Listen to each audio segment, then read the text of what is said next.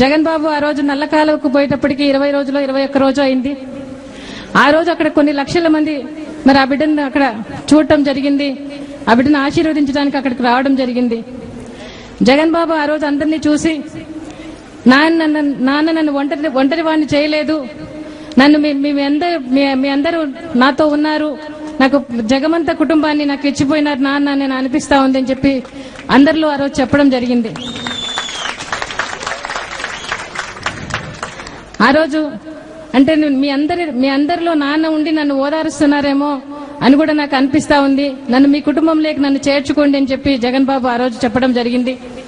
ఆ రోజు ఎవరైతే అంటే ఇంటి పెద్దగా మరి తన కష్టం అనుభవించిన మనిషిగా మరి అందరూ కూడా పేదవాళ్ళు చనిపోవడం జరిగింది, ఇంటి పెద్దలు చనిపోవడం జరిగింది. కాబట్టి ఆ రోజు నేను వచ్చి ఓదారుస్తానని చెప్పి మాట ఇవ్వడం కూడా జరిగింది. రాజశేఖర రెడ్డి గారు మాట తప్పితే ప్రాణం పోయినంతగా బాధపడేవారు. అటువంటి మహానేత కుమారుడుగా జగన్ బాబు మాట ఇచ్చినందుకు ఓదార్పు యాత్ర చేయాలనుకుంటే మొదట్లో ఇప్పుడే వద్దని చెప్పి కొన్ని ఆటంకాలు జరిగాయి. తర్వాత 2 జిల్లాలకు పోవడం జరిగింది.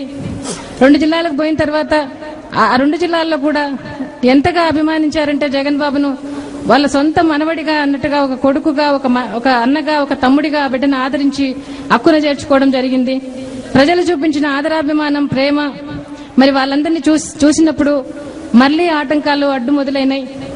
మరలా మేము సోనియా గాంధీ దగ్గరికి వెళ్లడం అయితేనేమి మరి వాళ్ళు పెట్టిన కండిషన్స్ ఒక స్టాచ్యూనే ఉండాలా, ఒక చోటనే